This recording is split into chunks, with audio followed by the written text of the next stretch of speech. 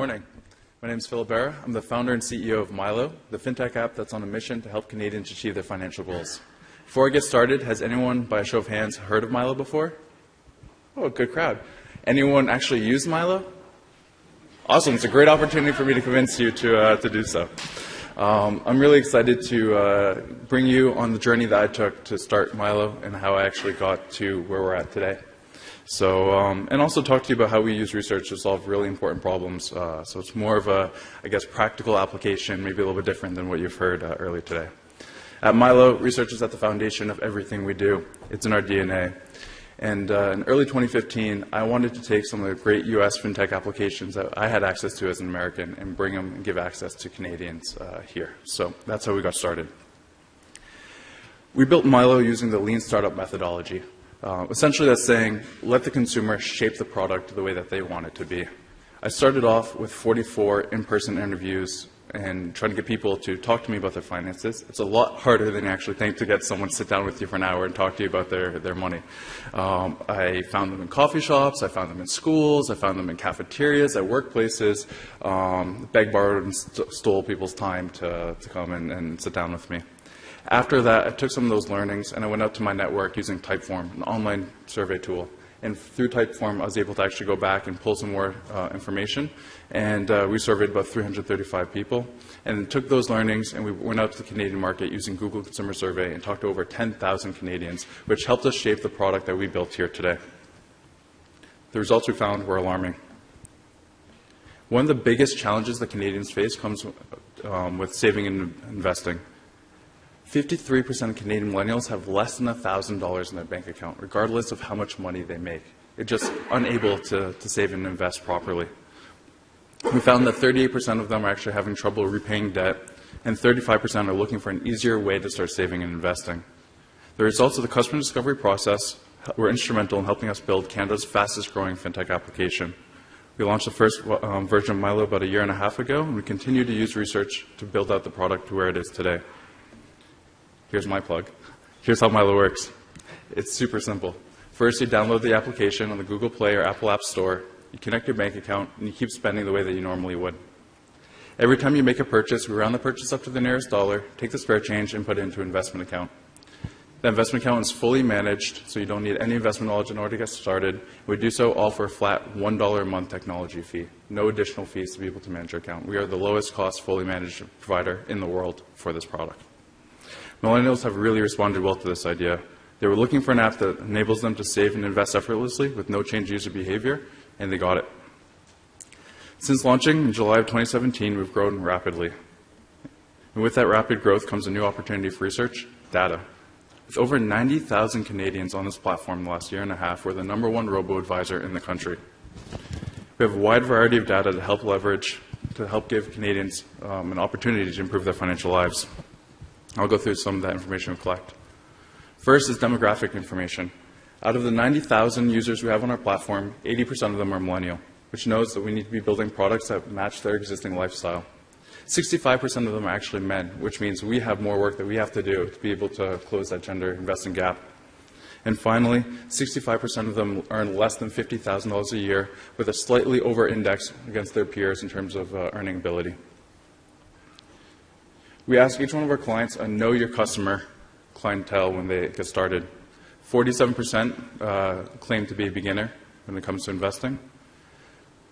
40% also want to take high risk for high reward.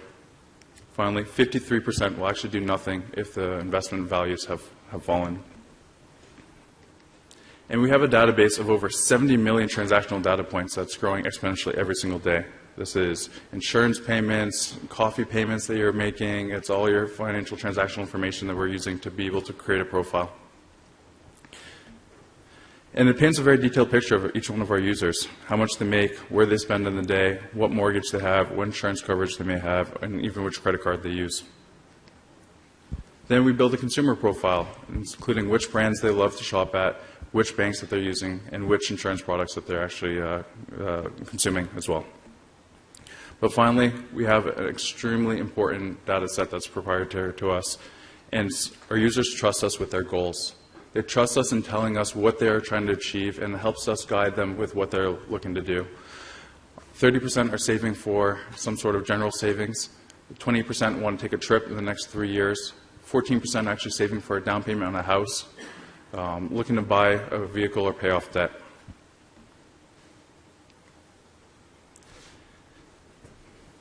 So we know our users need help improving their financial literacy. Our KYC data tells us that 82% of our users know nothing when it comes to investing. So how do we improve that? We launched the Roundup in March of last year, and we're using this data to be able to inform our editorial choices. For example, we know that 28% of our users have a travel goal. With that travel goal, we're able to tell them tips and tricks on how to save when they're taking their trips. We're also able to look into the data set that we have on each one of our users, and last March we actually published this report that shows the investment habits of women and men and what to do.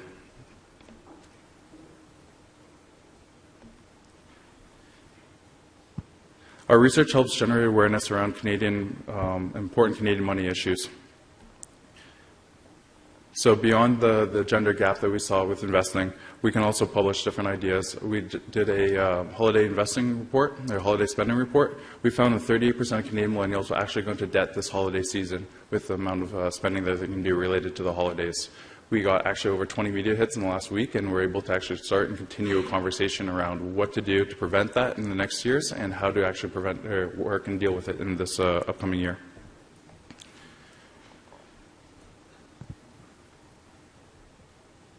So we look back at the consumer data that we have, and we look at how to actually use that to inform how we decide to build a product.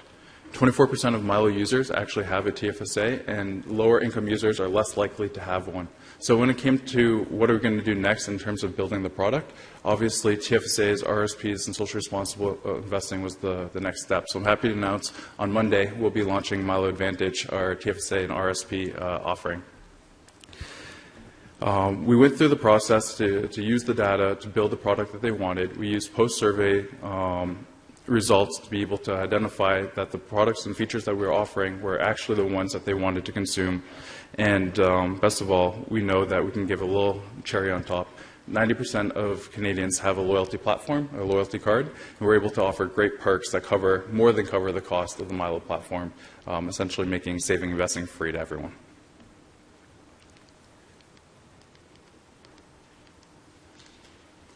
So at Milo, we have 3 different sources of data that we use. Our database full of KYC, financial transactional data, demographic information, and information we collect through our customer service teams and our operational teams. We look at third-party research from StatsCan, academia, and financial institutions, and we conduct our own research through analyzing our database, running Google consumer surveys, and conducting customer discovery.